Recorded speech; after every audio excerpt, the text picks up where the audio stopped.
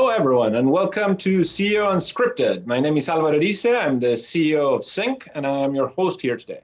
I am delighted to introduce my very good friend, Jason Abrams, who is a wizard of combining the traditional charm of relationship real estate with the amazing opportunities that technology give to empower those agents into the modern world. So Jason, thank you for being here with us. No, thank you for having me. This is awesome. And I have not said, so besides you being the co-founder of the Metrix Coaching Group and your incredible performance as a realtor yourself, you're now VP of Industry at Keller Williams. Tell me what that means. I have you as the head agent guru of Keller Williams, but tell me what VP of Industry means. That's kind of what it is, right? I mean, the voice of the real estate agent has to be represented in everything that happens at a company like Keller Williams. So how can we make sure that we get led by our realtors and what they need by bringing the voice of the agent into the international office? Awesome. And also, just like Troy McClure, you can remember Jason Abrams from his show Scoring the Deal. If you haven't seen that, you absolutely should. It's priceless. Yeah, the on-demand numbers are through the roof right now, Alvaro. I want to tell you. I just heard that you're filming 2021 season of Scoring the Deal. Yeah, I mean, the fact that I'm a TV wash-up and an F-list celebrity, thanks for bringing it up. But yeah, if you haven't seen Scoring the Deal, tune in 2014 and you'll love it. Well, I honestly enjoyed the show. It is an awesome watch. But anyway, so main reason that I thought I absolutely had to talk to you, we have such a different year coming. We have 2020, which was a very special year in all senses, good and bad, and now 2021 with so much uncertainty. And given your new position as head agent guru at Keller Williams, you're touching the lives and seeing the lives of countless agents, and you've seen how that changed. So tell me a little bit of what did you see last year, and how do you see both the market or the agent market react and the actual people that you've been talking and reaching out? It was an amazing year, and I think a lot of folks thought that we were going to turn the calendar day into 2021, and all of a sudden it was going to be amazingly different, and it feels a heck of a lot like it did in 2020. And what's fascinating to me is, as an industry, I think that we were almost connected by distance. This is to say that I think if you were to be able to categorize all of the care calls that real estate agents made and all of the connecting that we did on a human level with the people that were in our data banks and all the giving that we did and helping that we did, and then take into account that we did it all in a very different way. If I was to tell you that the humanity of our industry would be soaring at a time when we're seeing people less, you might not believe it. But I truly believe that that's what we saw. Mm-hmm. I agree. And I almost quoted you, I think, back when we were in April of last year, and a lot of people thought okay, the industry is going to come to a halt for the next 6 months. And my whole spiel at the time was, this is the moment to be calling. You have to be investing on your people. And I think I quoted you saying you need to be human more times than ever. Yeah. And I absolutely, everyone that did that had the best Q3 of their history, right? Because of all of those relationships they created in Q2. Yeah, and I think that led into Q4, and then that's leading it into Q1. And I think, the reason for that, one of them anyway, is that we kind of sell the backdrop to people's lives. I mean, a home is such a human place. No one curls up with their stock and bond portfolio, but they do curl up. The same kitchen they have their cries in, they have their smiles in. And, this is part of the human condition. And I think what we saw in 2020, which forced us to rethink about the way that we communicate, not necessarily the words that we say, but the mediums by which we use to say them. And we were all forced into change agency. And change management is really hard. It gets a little bit easier when you don't have a choice. And all of a sudden, we found ourselves in that way. And I think the consumer sort of did the same thing, where they looked up, and I think a lot of them reassessed, what is home going to mean to me? And our homes, for some of us, became the schoolhouse, and for others, it became the church house, and it became, the Friday night hangout house, and it also was the house. And all of this convalesced in one place. And I think we're at the infant stage of seeing what that means. Are we going to see changes in floor plans? Are we going to see more thought being given to home offices? Are we going to see more people be moving from urban areas into more rural areas? These are all things that we can pontificate on, but I think the connective tissue between all of it is the same, which is the consumer still wants to stand side by side with a real estate agent at the center of those decisions and then get great fiduciary service. I think for you and I, the challenge is that they want it to happen more seamless and easier than ever before. Yeah. And that's where I think technology can play such a role, making us more human, more often with more people, and allowing us to not just be there every 3 to 7 years when they transact, but to add present omni value throughout their life's journey, the same way that the home actually does. And I absolutely agree with you. I think one of the main differences of how the world, especially I originally come from investment in Silicon Valley, right? And there's so much money being poured into technologies that are expected to replace the agent. And so the agent is going away. And the fundamental, I feel, coming from outside the industry, being relatively newcomer to the industry, having been here for 5 years, the fundamental difference of the real estate industry for me is that it's an industry of owners. And the fiduciary duty that you were talking is irreplaceable. The idea of that you have someone, a lot of people talk about Uber, right? And think, oh, is the industry going to get Uberized and all of that? And it's like, that's the reverse, what we're talking here. Uber took an industry of people that were just making a salary while driving a car and turned them into an industry of independent contractors who own their business. While here, realtors are already that. The ones going the other way are companies like, and nothing against them, but like Redfin, that are turning those realtors into salary workers in an industry that is already ahead of its time with individual contractors that act as owners, right? Yeah, and we at Keller Williams see the world a little differently than they do at Redfin. We believe kind of in an uncapped potential for the residential real estate agent is the best way to offer the best fiduciary experience to the consumer. That said, and you bring up Uber as an example, I don't think that the consumer said, I want Uber. I think what they really said was, I want a car when I want one to be there and then take me where I want to go in a reliable way. I think what they got was Uber, because they didn't say, I want an Acura following me around 24 hours a day, and when I want to get into it, I'll let them know. And I think it's the same thing with other technologies. I don't think that the consumer said, I want Amazon. I think what they said is, I want products delivered to my door at the right price, and I want it to be reliable. What they got was Amazon. I don't think they even said, and Alvaro, this will be controversial, I don't think they said, I want Domino's. I love the pizza, but I think what they said is, I never want to have to call and find out if they forgot my order again. I want to know where my pizza is. What they got was Domino's. How much difference did that tracker make? Eh? Oh my gosh. And so now I look up and I say the same thing that you and I used to talk about years ago, which is, well, then what does the consumer really want in our space? And I think right now we can look up and the data is pretty clear. They want to have access to see as many different homes as they can virtually, but they want to see less homes physically, but more of the right ones. They want to have a real estate agent that's on demand for them that can act as a true fiduciary. They want to have a more seamless process where they don't guess where they are in the transaction, but they know where they are in the transaction.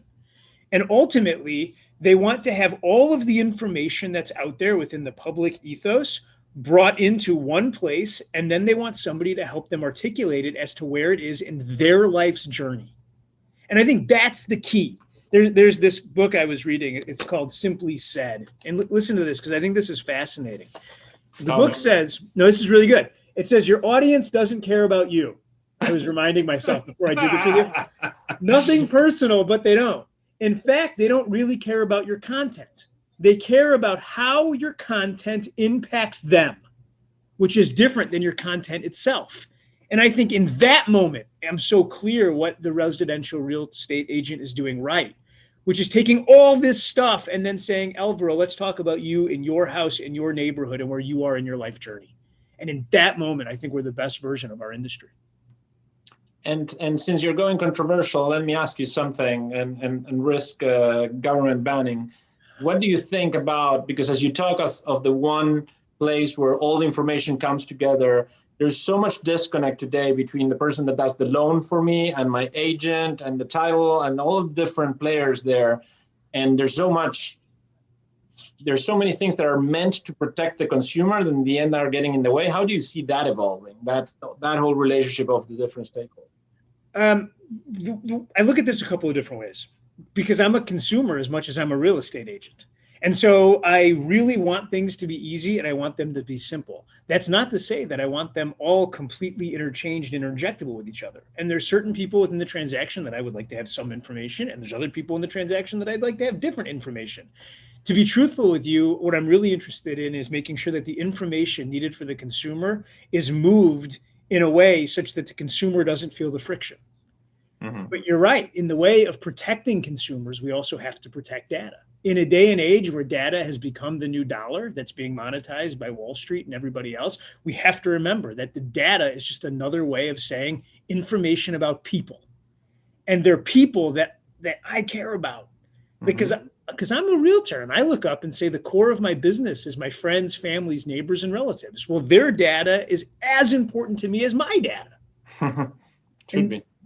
If, by the way, if it isn't, then this thing of ours isn't nearly as special as I thought it was. Because I look up, Alvaro, and I say, 26% of all the wealth in this country is held in the equity in people's houses. And then you're forced as real estate. GameStop? Well, that's not all in GameStop, but in that moment, you're forced to look up. And if you're a real estate agent, be really proud for a second, because why do you think that equity is there? And I would tell you it's because we've been safeguarding that equity since 1891, when the first Board of Realtors was founded. The only question we have today isn't whether or not we continue to safeguard it and information. The question is how we choose to do that. And so given the situation today and how you're seeing this super strange market where on one hand, we've been on a rise for 8 to 10 years, and it's like, but on the flip side, we're still undersupplied and over-demanded. How do you react? How do you see it? And how do you react as an agent, or do you recommend to the agents that you coach of how to prepare for this 2021?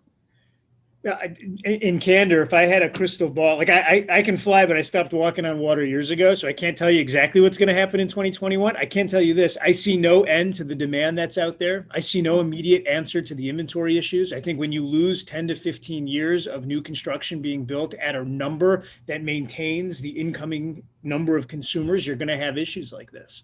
Mm-hmm. I also, and candidly, I think when you well, when I say candidly, I don't mean that I'm just sitting between not telling the truth or not. What I'm saying is the people listening might not want to hear this. Okay. But here's the real interesting thing about the demand that you might be noticing in your business. If you're caught by surprise by the number of people within your data bank that want to buy and sell real estate right now, then the joke is on you. Because I don't believe that those people woke up yesterday and came to the conclusion that they should sell today. Mm-hmm. Meaning that I bet you the people that are in your data bank are moving because they're having life events. They get a job, they lose a job, they get rich, they get poor, they find love, they get divorced, they have a kid, they become an empty nester, all of the same reasons that you move. And if you're surprised by the number of people within your system that want to move, then it might be an indictment that you don't know nearly as much about the people in your system as you ought to. Mm-hmm. And Alvaro, this is a conversation you and I always have, which is if you have someone in your data bank and you can tell me the number of bedrooms that they want, the number of bathrooms and the square footage and how much they want to spend, and that's all you can tell me, then do you really think those people are in your data bank? Yeah. You don't know their why. Which is the ultimate key to everything. Mm-hmm. Because here's the thing. Everyone wants to tell me how low inventory there is. I promise you, though, that a lot of that is driven by the fear of unknown, of not being able to find the next house to buy. Do you really think that there is a cohort of people out there that ultimately have decided not to sell their home that really want to sell their home? Yeah. No sense. I don't think so. I think there's a ton of inventory out there. I just think of it as shadow inventory, which is there's an amazing group of people waiting for a real estate agent to contact them, explain what's going on in the market, make them feel comfortable that they have the next path, and then help them move forward. And what you just said, so there's a ton of shadow inventory out there, people that would sell given a certain circumstance. And there's more shadow demand than ever. I was last week, I was talking to Marco Santarelli, who was talking about we are at a record number of youths living with their parents in the US. It's at 50% versus the traditional 30%. So how much shadow demand is that? I'll tell you what, if you said to me, what's going to happen there, I bet you're going to watch gift letters and mortgages become an all-time high. Because I think you're going to have a lot of baby boomers just giving money to get these kids out of the basement. Get them out. But that tells you how important the right real estate agents are right now, and the right players in this industry to create confidence, right? Because confidence on both sides. So when you look at third world countries, like, it's normal that when you have instability and you have chaos and you have fear, people freeze. And so you'd have both of those shadow inventories and demands just looking at each other without transacting. And so the more clarity, the more transparency, and the more, as you say, continuous touch points that we have with those people, those transactions are going to happen. The life events don't change. That's what I said last year when we were thinking, there's not going to be houses sold this year. If you're getting a divorce, you're going to sell your house. If you're having kids, or if your kids left to college, those life events don't change because of the pandemic. Some may get accelerated, divorces might go up, or more babies might happen, but fundamental life events will continue to happen.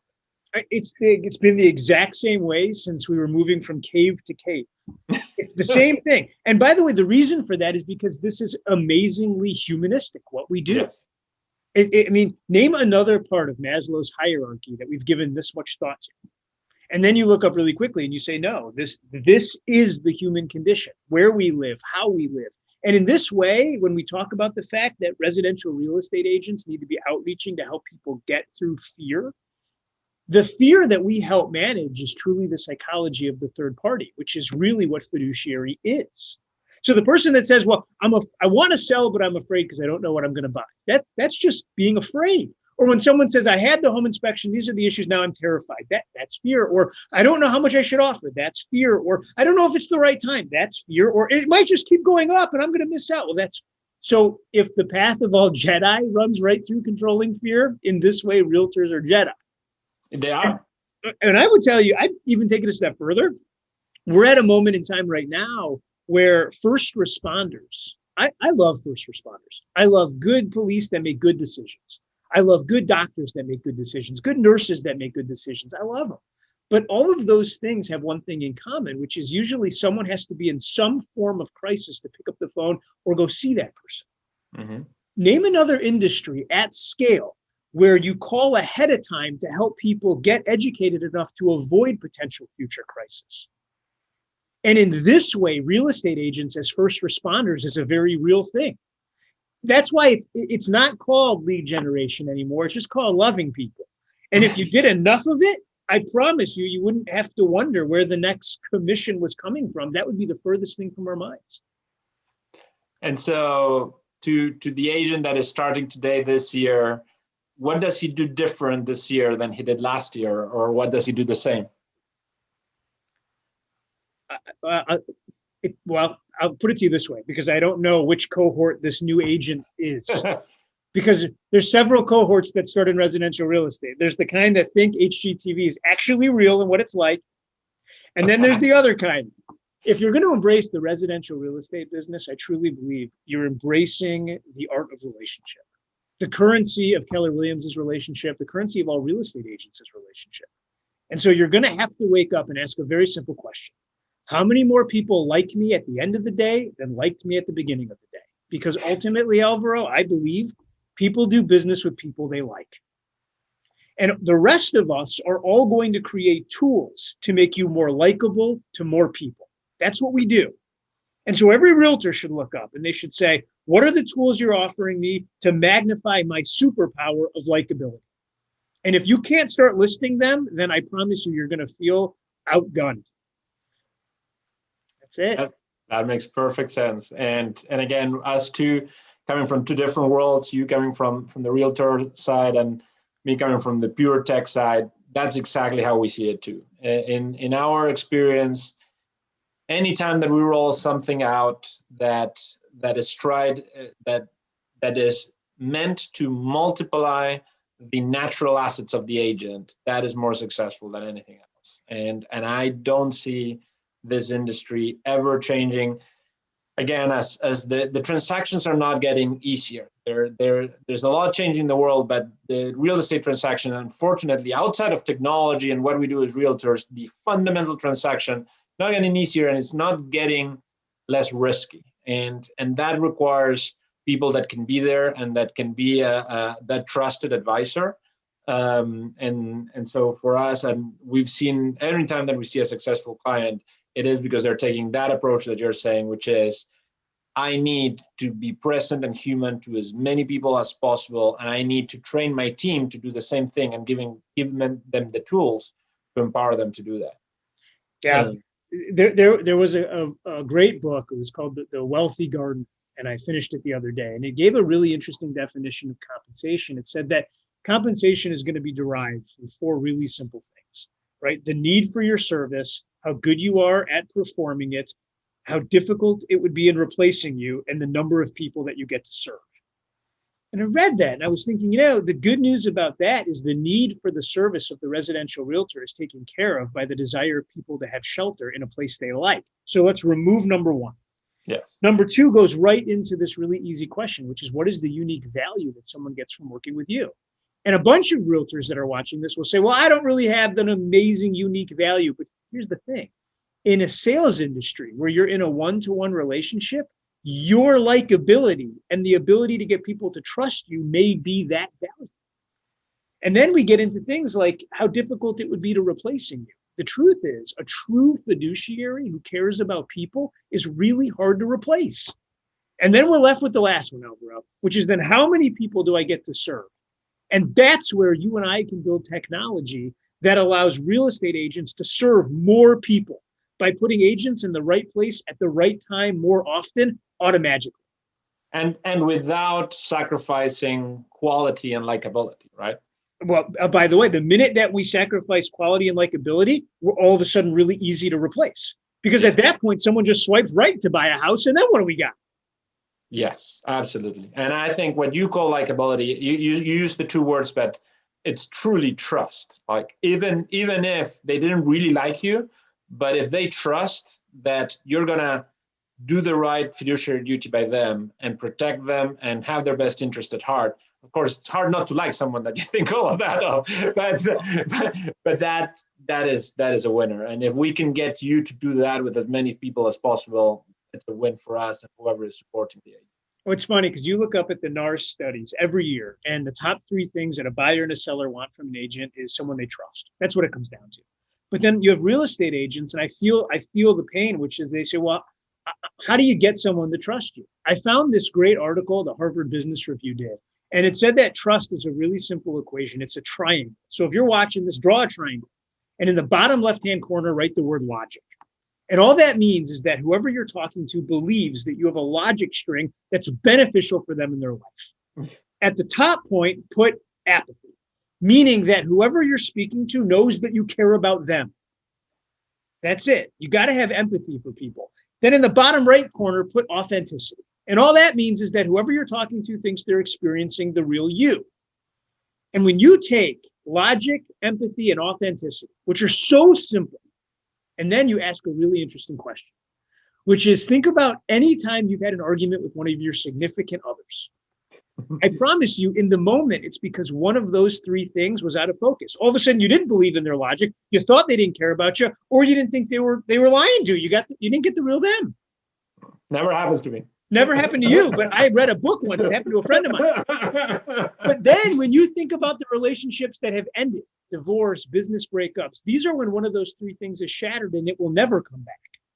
And so here's the game you should play if you're a realtor.